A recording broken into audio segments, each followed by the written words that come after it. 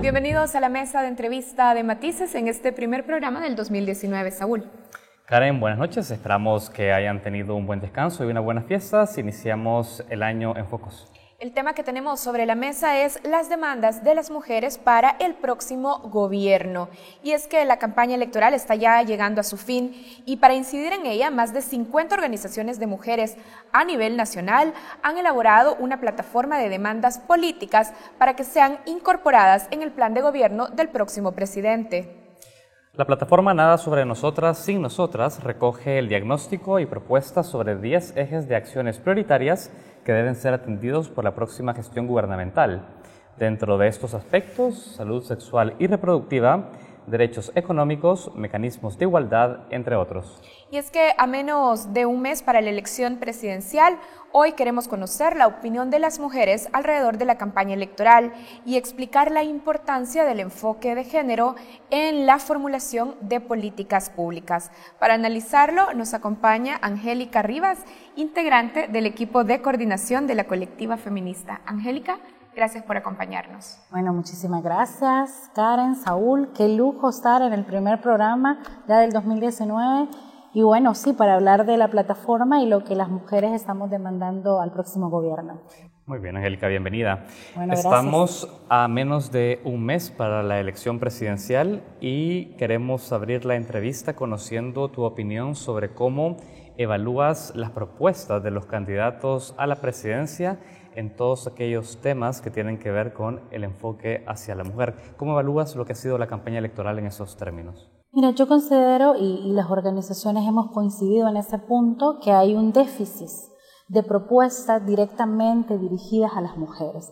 Precisamente a partir de esa reflexión, ¿verdad?, y de esa conclusión importante es que las organizaciones nos aglutinamos en la plataforma Nada sobre nosotras sin nosotras, y decidimos hacer este documento de demandas que contiene demandas mínimas plenamente realizables y que nuestra aspiración desde el ejercicio de la ciudadanía de las mujeres es precisamente que todas las fórmulas presidenciales en contienda establezcan dentro de sus planes, dentro de sus programas de gobierno, las demandas que tenemos incorporadas en nuestra plataforma. Esa es, digamos, nuestra aspiración. Para esto estamos haciendo un ejercicio con todos los partidos políticos y las coaliciones que están en este momento en contienda, explicándoles nuestra plataforma en un espacio más participativo con mujeres que han contribuido en la construcción de este documento y explicándoles un poco de qué van las demandas. Angélica, ¿ha sido fuera de lo común el hecho que exista un déficit de propuestas en esta campaña electoral respecto a otros contextos previos a una elección presidencial? ¿O esto forma parte, digamos, de lo que sucede en la política salvadoreña respecto al enfoque de género? ¿Siempre hay un déficit? Tristemente forma parte de lo que sucede en ámbitos electorales, de que hay una deficiencia en las propuestas de las mujeres. Digamos, algunos partidos se acercan a algunas cosas interesantes, pero no lo han hecho con la construcción colectiva. Nosotras por eso le pusimos a la plataforma Nada sobre nosotras sin nosotras. Consideramos que las organizaciones de mujeres formamos parte de la vida activa, ciudadana y política del país y por lo tanto debemos ser consultadas en relación a las propuestas que hacen a las mujeres. Somos el 53% de la población y tenemos necesidades específicas además, ¿verdad? Entonces sí, consideramos que es una situación que siempre se da en todos los periodos electorales, pero que hay que ir superando. Si decimos que vivimos en un país que se llama democrático, ese Estado democrático de derecho lo tenemos que evidenciar en el quehacer político, ¿verdad? Bien, Angélica, nosotros tenemos aquí el documento de plataforma, pero revisándolo en el planteamiento inicial, reconocen, y aquí voy a citar textualmente, que existen importantes avances en materia de igualdad, pero al analizar nuestra realidad, dicen, percibimos que estos avances son claramente insuficientes. Vamos a esa afirmación, avances insuficientes. Hablando específicamente de la gestión del gobierno central, ¿qué instituciones y aspectos identifican deficientes del trabajo que se ha hecho hasta ahora en el gobierno central? Mira, yo creo que son dos elementos hay un elemento importante de avance que es la legislación. La legislación confiere responsabilidades a los órganos del gobierno central, a las instancias del gobierno central y a los gobiernos locales. Hablando, perdón, de legislación, estamos hablando de la ley especial integral para una vida libre de igualdad, por ejemplo, pero también las reformas que se hicieron hace algunos años al Código Municipal, digamos que traslada responsabilidades, descentraliza algunas responsabilidades al gobierno local, es decir, ahí hay un avance normativo. Entonces, hoy por hoy podemos decir las exigencias de las mujeres, no solamente el gobierno central tiene el deber ético de cumplirlas, sino también el deber legal de cumplirlas. Sin embargo, a la hora de aplicar ciertos programas, ahí hay deficiencias. Entonces, nosotras no partimos desconociendo los avances, sino que partimos reconociendo que hay avances, pero diciéndole a los candidatos, pero revise lo que ya hay y mejórelo. Por ejemplo, hablando del gobierno central, estas deficiencias que identifican, ¿dónde están? Ya estabas diciendo, Angélica, por ejemplo, en la aplicación de programas. ¿Qué programas, por ejemplo? Hay una demanda muy sentida, por ejemplo, en El Salvador, que es la de prevención y atención a la violencia contra las mujeres, por ejemplo, que ahí la ley mandata, por ejemplo, unidades especializadas de atención. Revisemos qué está haciendo la Policía Nacional Civil en ese sentido, que pertenece al Ministerio de Seguridad. Tiene las famosas Unimujer ODAC, que las organizaciones de mujeres hemos ayudado a construir, pero tiene deficiencias todavía muy fuertes, que por ejemplo nosotros hemos evidenciado que están cerradas, que los policías que están designados a estas unidades están haciendo otro tipo de labores que no están específicamente. Se crea la oficina, pero no necesariamente se asignan los recursos. En todos los sentidos, no tienen patrullas. Ahí te estoy poniendo un ejemplo puntual, ¿verdad? Por ejemplo, hay una buena práctica que es esta Secretaría de Descentralización Territorial que tiene el gobierno, que viene desde la época del presidente Funes, por ejemplo. Esa para nosotras es una muy buena práctica, que apoya el tema de cómo descentralizar recursos y funciones a los gobiernos locales, pero digamos ahí hace falta cambiar algunas de estas estructuras y hacer cambios profundos para que lo que inicialmente se pensaba que fuera esta secretaría pudiese funcionar. Angélica, evidentemente el próximo presidente va a tener que recuperar algunas de las iniciativas que esta gestión le hereda, y dentro de eso se ubica Ciudad Mujer como, digamos, una política, como un plan, un programa estandarte de los últimos 2 gobiernos del FMLN. Respecto a eso, tú decías, vemos deficiencia en cuanto a todo el tema de atención a víctimas. Justamente uno de los ejes que el presidente de la República destacó recientemente sobre Ciudad Mujer fue la atención de 1.4 millones de usuarias en salud, apoyo a atención a víctimas, empoderamiento económico, entre otros. ¿Cómo valoras tú, a 10 años ya de gestión del FMLN, y específicamente de la implementación de este programa, los resultados que ha dejado? ¿Crees que es algo que debe continuar, y de ser así, que debe mejorarse? Sí, yo reconozco que el programa Ciudad Mujer es el único programa que ha existido en la historia de El Salvador que va directamente dirigido a las mujeres, eso sí. Pero se hizo con fondos de préstamos, es decir, esa es la primera cuestión que tenemos que revisar, porque tendría que ser fondos directamente del Estado, del presupuesto general de la Nación. Nosotras, por ejemplo, ahí pedimos a crear el Fondo de Protección a Mujeres. ¿De préstamos o de cooperación? Perdón que te interrumpa. Fue de préstamos, entiendo que fue de préstamos, que fue una negociación que hizo la ex primera dama. Y bueno, y también ha recibido apoyos de cooperación, pero es que eso no puede continuar. O sea, los programas de las mujeres no pueden estar sujetos a fondos extranjeros, porque entonces eso le va a quitar vida a este programa cuando ya esos fondos no estén. Tiene que estar en el presupuesto general de la Nación. Yo creo que también hay que revisarlo. A mí me alegran las cifras de atención, pero a mí me gustaría que también me dijeran qué continuidad le han dado a estas mujeres que han atendido. Por ejemplo, tienen programas económicos que son muy buenos, pero tristemente, ¿cómo le damos seguimiento, por ejemplo, al tema del emprendedurismo de las mujeres cuando Ciudad Mujer la forma? O sea, es decir, que estas mujeres que recibieron capacidades a partir de los programas de Ciudad Mujer, si realmente hoy están emprendiendo, si están recibiendo alguna retribución económica a partir de su emprendimiento. Es decir, ¿cómo le damos seguimiento y hacemos un diagnóstico y una evaluación del programa? Entonces, yo creo que lo primero que tiene que hacer el próximo gobierno es evaluar los resultados de este programa. Eso te iba a preguntar precisamente. ¿Ustedes han elaborado o han sugerido algún instrumento para que el gobierno haga una evaluación mucho más exhaustiva y podamos tener datos no solo de que se atendieron a 1.4 millones, sino efectivamente de esa atención, cuánto resultó en una mujer que terminó un emprendimiento, salió de un ciclo de violencia? Digamos, ¿hay algún tipo de insumo que ustedes de alguna manera han sugerido? Nosotras lo que hemos dejado con todas las fórmulas presidenciales, los equipos de trabajo con los que nos hemos reunido para presentar esas demandas, es la claridad de nuestra disposición de trabajar con el gobierno. O sea, las organizaciones de mujeres somos aliadas en la ejecución de programas en lo territorial, conocemos la realidad de las mujeres de lo territorial y eso nos da un sentido distinto, digamos, de la realidad que estamos viviendo las mujeres en el país. Entonces hemos dejado abierta esa posibilidad. Nos encantaría que el próximo gobierno lo primero que hiciera es llamar a las organizaciones y decir vamos a hacer una revisión exhaustiva de lo que hay y vamos a retomar lo que ustedes nos están diciendo. ¿Y en estos gobiernos del FMLN han sido tomadas en cuenta para trabajar esto que estabas mencionando? ¿Cómo las organizaciones feministas conocen la realidad de las mujeres en los territorios? ¿Han sido tomadas en cuenta? Cada vez menos, Karen. Yo tengo que decirlo. ¿Por qué cada vez menos? Pues no sé, habría que preguntárselo a la gente del gobierno. Es decir, porque nosotras como organizaciones, por ejemplo, yo pertenezco a la colectiva feminista, hemos sido aliadas de este gobierno desde el tiempo de Mauricio Funes, hemos trabajado muchísimo con las instituciones, pero no siempre hemos sido vistas. Y no entendemos por qué, ¿verdad? ¿Por qué no nos llaman para las consultas? ¿Por qué no nos invitan?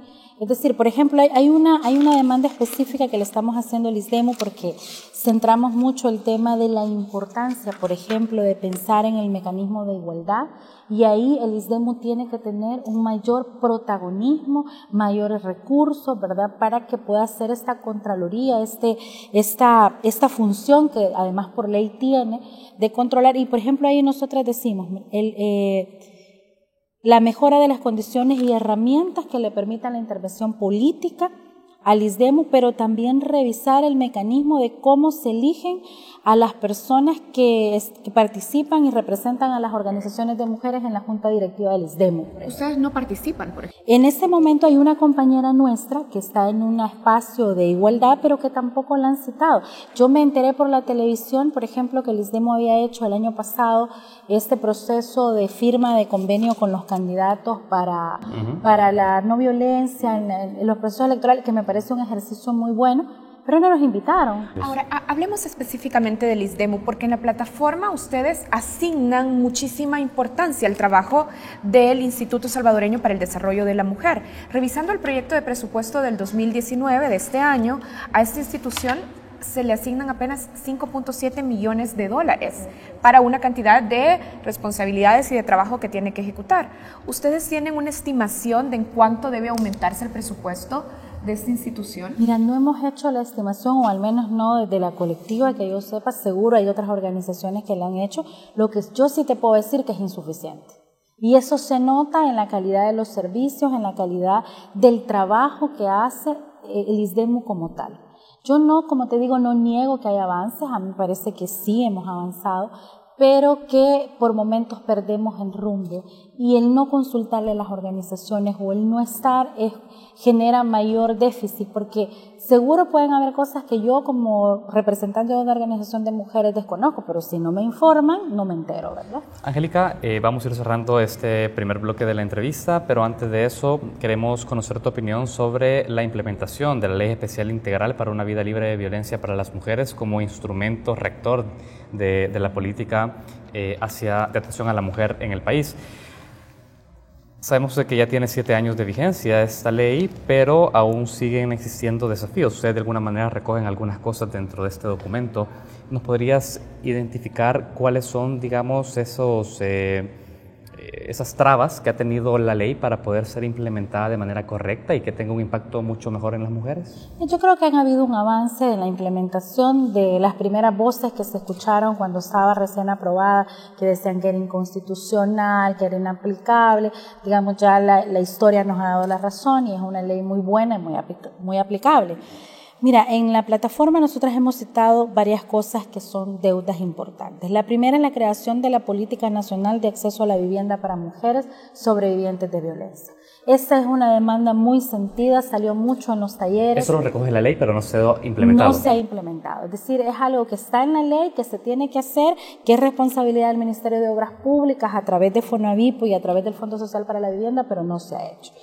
Luego la otra que también hemos establecido es establecer el presupuesto etiquetado para el seguimiento, fortalecimiento y monitoreo del cumplimiento de la ley a todas las instituciones del Estado. Es decir, si una de las quejas es que no la pueden implementar porque no tienen presupuesto, entonces el Ministerio de Hacienda dice, pues ponga presupuesto para la implementación de la ley. Luego la creación del Fondo Especial de Mujeres Víctimas de Violencia contra las Mujeres. Ese es un elemento también muy sentido de cómo le ayudamos a las víctimas. Por ejemplo, hay una realidad muy clara y tiene que ver con los hijos y las hijas sobrevivientes de mujeres que han sufrido feminicidios, por ejemplo. ¿Quién está trabajando? Nadie. Yo te lo puedo garantizar porque nosotras lo vemos en el territorio. Nadie les está dando a esos niños, a esas niñas apoyo psicológico. Nadie está pensando cómo va a ir a la escuela. Y son niños con una tremenda afectación porque le mataron a su mamá. Muy probablemente quien lo mató fue su papá. Han quedado con la abuela o con un familiar cercano en condiciones de pobreza extrema. Angélica, vamos a hacer aquí el primer corte, pero me gustaría discutir esto brevemente antes de irnos. A ver, se reconocen los avances normativos y en la creación de las instituciones o de las instancias, de los espacios dentro de las mismas instituciones, pero parece que todo es un tema de recursos, es decir, no hay suficientes recursos en las oficinas de la Policía Nacional Civil, el ISDEMU no tiene suficientes recursos, no se crean las políticas especiales porque faltan recursos también. ¿Es esto, la ausencia de recursos materiales, la única agravante o el único déficit fundamental en las políticas de atención? Es un elemento básico, sí, pero no es el único y quizás no el más importante. Es decir, en el sentido que lo primero es la voluntad política. Desde el momento en que los candidatos han aceptado sentarse con nosotras y escuchar nuestras demandas, es un primer acercamiento importante de muestra de voluntad política. Porque ese es el problema en El Salvador con el tema de los derechos de las mujeres, que nuestros gobiernos y nuestros representantes en el Estado no lo ven prioritario. Porque mira, nada le cuesta, en el mismo ejemplo que ponía de la policía, hay muy buenos policías, jefes policiales, con muy buena voluntad política que le asignan una patrulla y le dicen esa patrulla solo va a estar para la Unimujer o DAC para atender a mujeres víctimas de violencia. Eso es un tema de voluntad política, o sea que también pasa por ahí.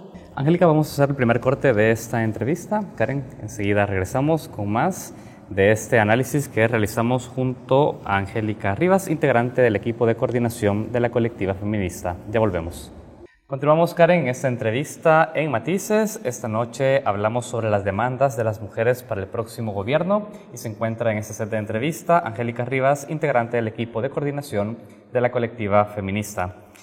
Angélica, hablemos de un hecho reciente, y es que la joven salvadoreña Imelda Cortés fue puesta en libertad luego de cumplir 1 año y casi 8 meses de cárcel, esperando una condena por homicidio agravado, luego de sufrir una complicación obstétrica en un parto en la que dio a luz a una bebé producto de una violación de su padrastro. Ella tenía 12 años en ese momento. La Fiscalía se retractó de esta calificación de este delito y pidió cambiar la calificación, llevándola finalmente a la libertad. Tú ya nos podrás contar más sobre este caso. Pero esa realidad la viven también otras mujeres, quienes también han sido acusadas de homicidio agravado ante ese tipo de complicaciones obstétricas. En la plataforma, ¿ustedes han contemplado algún tipo de iniciativa que el Ejecutivo pueda impulsar para cambiar ese tipo de irregularidades dentro del sistema judicial y, digamos, permitir que menos mujeres sean víctimas de este tipo de agravios?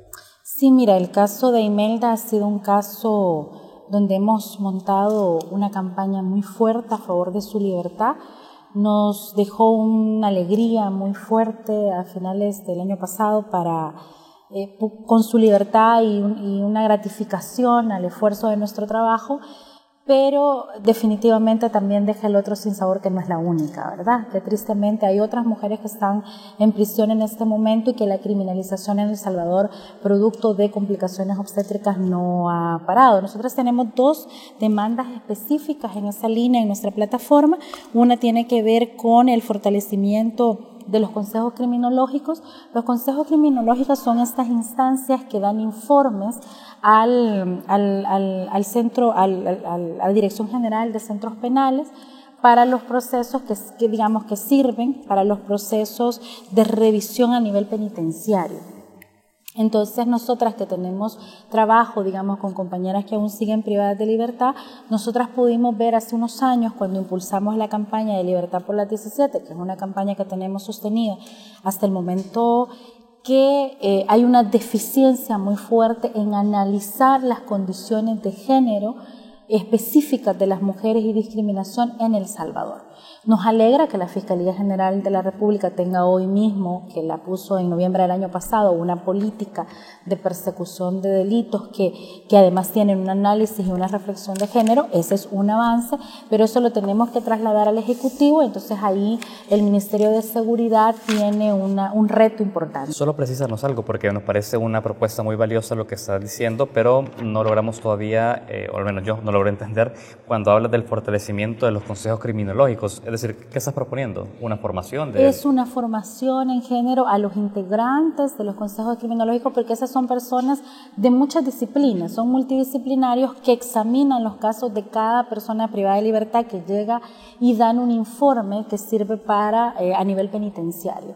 El informe tiene que ver con muchos elementos, por ejemplo, el comportamiento que la persona privada de libertad tiene dentro de la cárcel, las situaciones, digamos, si se ha cruzado algunos procesos de capacitación interno, cómo se encuentra, si es capaz de poder, hacen un análisis sobre si la persona va a reincidir o no reincidir, si queda libre, un montón de elementos. Pero, por ejemplo, ahí no hay análisis de género. Te voy a poner un ejemplo.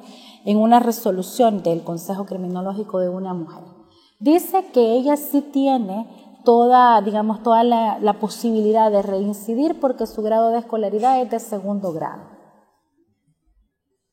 Dime tú, ¿qué culpa tiene la mujer que en este país tengamos niveles de analfabetismo que no hayamos superado todavía? Bueno, yo aspiro que sí, ¿verdad? Porque están diciendo que hay algunos municipios libres de alfabetismo, ojalá sea. Pero a las mujeres les impacta de Pero a las mujeres les impacta de manera distinta. Es una manera de criminalizar la pobreza, ¿verdad? Entonces, por ejemplo, ahí no hay un análisis de género en esa, y así lo dicen. O sea, así lo dicen y lo firman. Mira, yo he querido hacer una investigación de eso, no me ha cansado la vida, el tiempo ni las energías, porque digo que es terrible. Leer un informe de los consejos criminológicos realmente da una tristeza profunda de qué está viendo esta gente. Pero lo que te refleja al fondo es que puede ser una persona, un excelente profesional en el área que se desempeña, pero que no tiene formación en género para analizar cómo funciona la discriminación y la desigualdad entre mujeres y hombres en un país como El Salvador. Bien. Hablemos de cómo las mujeres participan, por lo menos en términos de la campaña publicitaria en el ejercicio actual. Las fórmulas de Arena y el FMLN están también integradas por mujeres en el rol de candidatas a la vicepresidencia. En aspectos puramente formales, digamos, Angélica, estas fórmulas cumplen el requisito de equidad de género, 50% mujeres. Pero ven en las candidatas a la vicepresidencia, en Carmen Aida Lazo y Karina Sosa, a representantes de los intereses de las organizaciones feministas. Puedo hacer un agregado a la pregunta anterior, solamente breve. También estamos pidiendo en la plataforma el tema de la revisión de la formación al personal de salud, porque todavía siguen habiendo denuncias y eso le corresponde al Ministerio de Salud del próximo gobierno. Violaciones de secreto médico. Las violaciones al secreto profesional y esto. Entonces, eso lo quería puntuar porque tiene que ver con la pregunta anterior. Y en relación a la nueva pregunta, mira, nosotras estamos pidiendo el 50%, tenemos una demanda de transparencia y anticorrupción dentro de la plataforma y en esta demanda nosotras establecemos el establecimiento primero que el establecimiento del gabinete sea público, los perfiles de las personas que van a estar en ese gabinete, y segundo que cumpla con los criterios de igualdad de género, que sea al menos 50% hombres y 50% mujeres en ese gabinete ministerial de gobierno, ¿verdad? Bueno, entre otras demandas interesantes, digamos el tema de la ética y la idoneidad de las personas, por ejemplo, que no sean personas que sean deudoras de cuotas alimenticias o que hayan sido procesadas por delitos contra las mujeres, es decir, pedimos ahí un perfil además de quien va a cumplir un papel como ministro o como ministra. Pero en relación a la representatividad, mira, yo creo que es importante. Yo, por ejemplo, le he seguido la carrera a doña Karina Sosa. Me parece que ha sido una funcionaria en la Asamblea Legislativa muy importante, que ha hecho cosas interesantes, que además es muy comprometida. Estuvimos con ella en el foro público.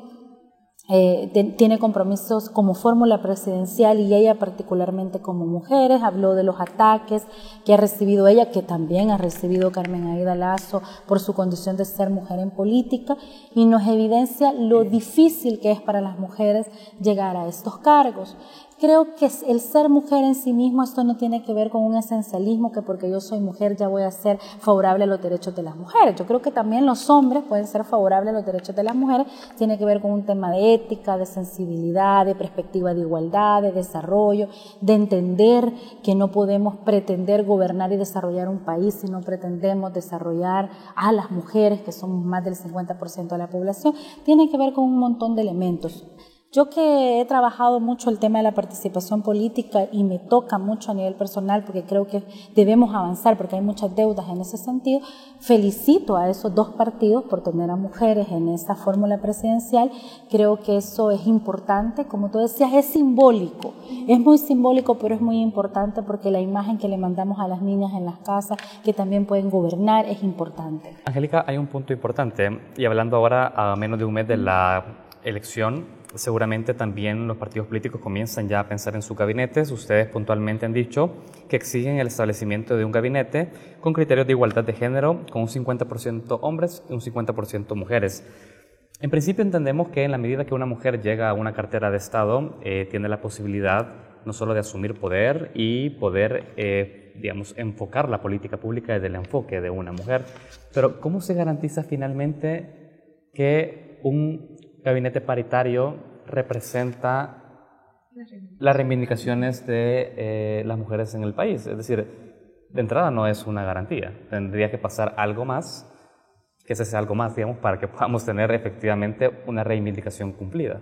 No hay duda que el ser mujer posiblemente te sitúe en una posición de mayor sensibilidad frente a algunas cuestiones que además te tocan a nivel personal. Por ejemplo, hay diputadas en la Asamblea Legislativa que el tema de las cuotas alimenticias, ellas han enfrentado procesos y han dicho, miren, yo creo que hay que reformar la ley, porque es decir, el ser mujer, hay alcaldesas que se paran desde yo soy mujer, a mí me costó llegar aquí, yo entiendo a las señoras del mercado. Es decir, a veces el ser mujer te da alguna sensibilidad porque pasa por tu vida misma que has sufrido discriminación, pero no es, digamos, un elemento en sí mismo, como te digo, esencialista, que porque yo soy mujer necesariamente voy a ser sensible. No, hay hombres que son muy sensibles a las problemáticas de las mujeres y comprometidos además, y eso no lo negamos. Lo que sucede cuando pedimos un gabinete paritario es porque es lo mínimo que merecemos. Hay mujeres en este país fuertemente capacitadas para ostentar cargos de funcionariado público, pero que no llegan a esos cargos, no porque no tengan las capacidades, simplemente porque seguimos viviendo en una sociedad machista que discrimina y que siempre va a ser más importante y más relevante el currículum de un hombre que el de una mujer, aunque la mujer tenga los mismos estudios, las mismas habilidades, ¿verdad? Entonces, por eso lo exigimos, porque creemos que es un criterio de igualdad, que es importante irlo promoviendo desde ya. Si no, vean cuántas candidatas hay ahora mismo para ser fiscal general de la República, por ejemplo. Es decir, todos estos elementos que hay una brecha todavía importante para que las mujeres accedan a cargos de poder. Angélica, Gabriela de Bukele y Andrea de Calleja, esposas de los candidatos que lideran las encuestas, cumplen un rol importante en la campaña. En términos publicitarios, tenemos que decir, aparecen siempre acompañando a sus esposos, inaugurando o dirigiendo discursos sobre programas sociales. ¿Cómo evalúan desde la colectiva feminista, por ejemplo, desde las organizaciones también territoriales feministas, la participación de ellas en la campaña? Mira, yo creo que es importante que participen si tienen propuestas o tienen algo importante que decirle al país. Son, digamos, las esposas de los candidatos y por ende tienen un rol seguramente importante. Yo lo que creo es que tenemos que cambiar la lógica de las primeras damas. Eso en El Salvador y en todo el mundo. Las lógicas de las primeras damas, yo creo que no por ser la esposa del presidente necesariamente te da una capacidad para ostentar un cargo. Por ejemplo, que en El Salvador siempre la primera dama que aquí ha estado en el ISDEMU, que en la Secretaría de Inclusión Social. No, esos cargos los tienen que ocupar, sí mujeres, estoy de acuerdo, pero a partir de su capacidad, de su idoneidad para el cargo y no por ser la esposa del presidente. Yo creo que las esposas de los presidentes tienen que ver a dónde están sus habilidades, dónde están sus destrezas y a partir de ahí ubicarse y apoyar en la gestión del gobierno, quede quien quede, estoy totalmente de acuerdo, pero no tenemos que eliminar esa lógica de las primeras damas y que ejercen función pública simplemente porque son las esposas del presidente. Tienen que ser personas idóneas. Muy bien, Angélica, estamos cerrando la entrevista y esta pregunta está orientada al desarrollo de lo que hemos tenido como campaña electoral. Se presentó un episodio muy concreto. El Partido Arena lanzó un video donde sus diputadas denunciaban violencia que habían recibido por parte del resto de contendientes, específicamente hablaban del candidato Nayib Bukele en esta campaña electoral. Inmediatamente el diputado Juan José Martel opinó en su Twitter, tú recordarás esto, y habló y se refirió a ellas como las malqueridas, ¿no? Son mensajes que se lanzan en la población y que crean un ideario también de lo que está pasando, la gente se forma conceptos. ¿Cómo tú estás viendo también el manejo de los términos hacia las mujeres y ese tipo de consignas? ¿Cómo contribuyen o logran erradicar de alguna manera esa lógica de violencia hacia la mujer también en la campaña? Sí, qué desafortunado viniendo del diputado Martel, además porque es una persona que en general me parece que es muy serio y que yo respeto y he seguido su carrera profesional y como funcionario que ha estado en otros momentos, en otros espacios y ahora que está en la Asamblea Legislativa. Es desafortunada de entrada que haya dicho eso, luego también desafortunado que no se haya disculpado, que no haya aceptado que es un error el haberse pronunciado de esa manera. Yo creo que las diputadas de Arena, como las diputadas de cualquier fracción, de cualquier partido en El Salvador, tienen todo el derecho del mundo de expresarse si han sufrido violencia y de hacerlo, porque la violencia contra las mujeres, la violencia política, por ejemplo, que se ejerce contra las mujeres que están en cargos públicos, no es exclusivo de las de izquierda o de las de derecha o de las de centro. Las sufren todas las mujeres en ese ámbito y es bien difícil estar. Yo admiro a las mujeres que están en política porque sé que no les es fácil estar ahí, ¿verdad? Entonces, y que además tenemos que hacer reformas profundas para garantizarle derechos a las mujeres que participan en política. Yo creo que tendría que ser más serio el diputado a la hora de hacer ese tipo de conjeturas o de ese tipo de opiniones que no contribuyen, al contrario, generan mayor violencia, discriminación contra las mujeres, porque luego la población replica ese tipo de comentarios y lo vemos como una misoginia muy fuerte en redes sociales contra estas mujeres. Entonces eso se debe de eliminar, se tienen que crear sanciones para personas que hacen ese tipo de comentarios en cualquier plataforma, porque de esa manera vamos a ir cambiando el imaginario colectivo y vamos a ir generando mayor respeto a las mujeres y a su imagen. Me parecía relevante exponer esto para que lo aclararas en esos términos. Muy bien, muchísimas gracias Angélica Rivas, integrante del equipo de coordinación de la colectiva feminista que nos ha acompañado ahora para discutir también los planteamientos y las exigencias que hacen al próximo gobierno en este documento que se llama Nada sobre nosotras sin nosotras, plataforma de demandas por la igualdad. Muchísimas gracias Angélica. Gracias a ustedes por invitarme, espero que no sea la primera y creo que sea la primera de muchas y además decirles que bueno, esta es la plataforma de demandas a los candidatos, pero luego tenemos ya toda una estrategia de incidencia para quien gane el próximo gobierno, que nuestras demandas se vean consideradas en el plan de gobierno y principalmente ejecutadas y que vayamos avanzando a favor de los derechos de todas las personas en El Salvador. Así que muchísimas gracias. Gracias, Angélica. Nosotros hacemos una pausa, aquí cerramos la entrevista de Matices, pero ya regresamos con más contenido en Focos.